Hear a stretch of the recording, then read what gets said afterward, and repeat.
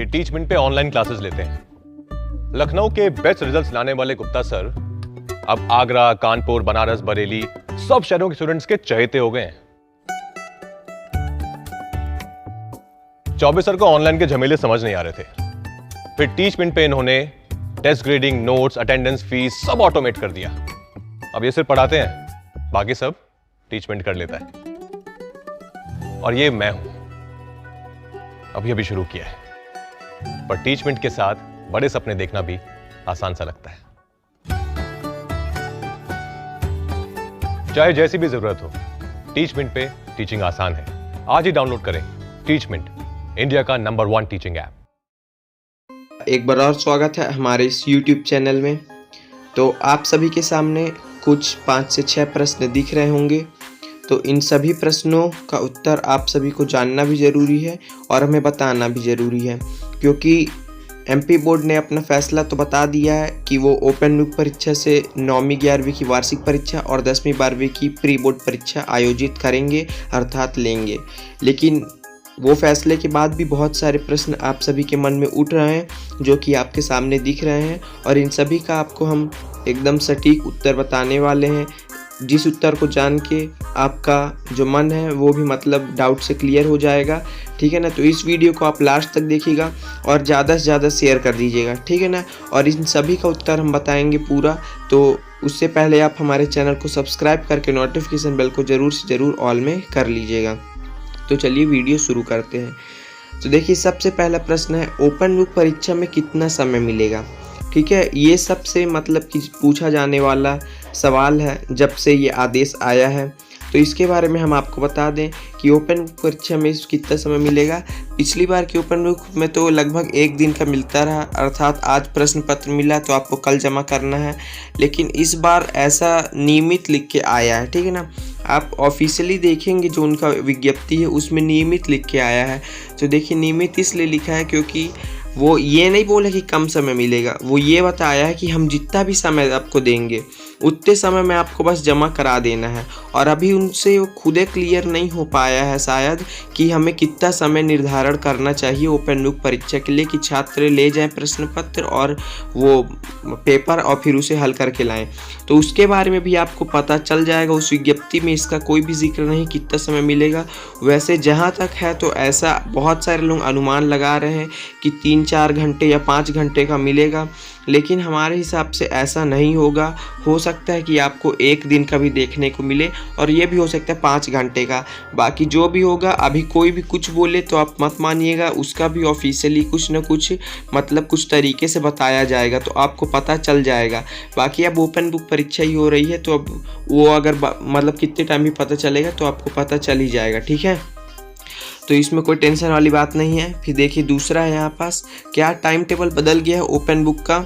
तो हम वैसे तो इस प्रश्न का कोई औचित्य नहीं बनता है क्योंकि ऐसा कुछ हुआ ही नहीं है, लेकिन फिर भी कुछ छात्र हैं जिनको कहीं बहका दिया जाता है या वो खुद बहक जाते हैं और फिर ये सभी प्रश्नों में उलझ जाते हैं।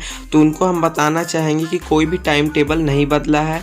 9वीं 11वीं की वार्षिक परीक्षाएँ 12 तारीख से हैं तो वो 12 तारीख से ही हैं, और जो जितना भी गैप है, जैसे 9वीं का ये, जैसे हम 11वीं का उदाहरण लेते हैं, 12 तारीख को हिंदी का है तो हिंदी का ही होगा, 15 को इंग्लिश का है तो इंग्लिश का ही होगा। ऐसे ही पूरा 28 तारीख तक जो भी निर्धारण है वही होगा अभी तक के नोटिफिकेशन के हिसाब से MP बोर्ड के। बाद में यदि बदल दे ओपन बुक की वजह से तब नहीं कहा जा सकता, बाकी अगर बदलेगा भी तो उसका आपको पता चल जाएगा।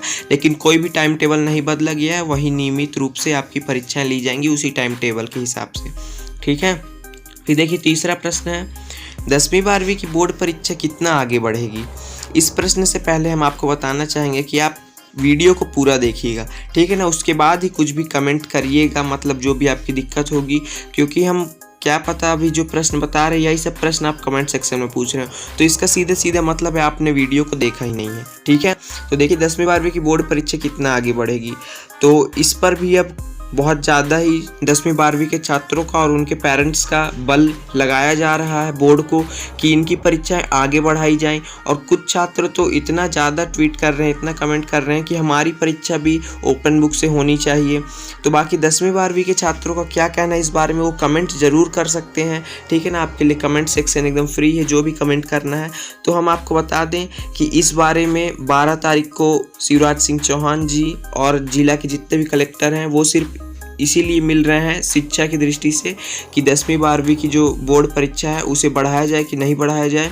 और इसका फैसला आपको 15 को पता चलेगा, ठीक है ना। 15 तक बोला जा रहा है, मीटिंग ज़रूर 12 को है लेकिन अपडेट बढ़ा दी गई है आपको पता चलने की 15 अप्रैल को पता चलेगा।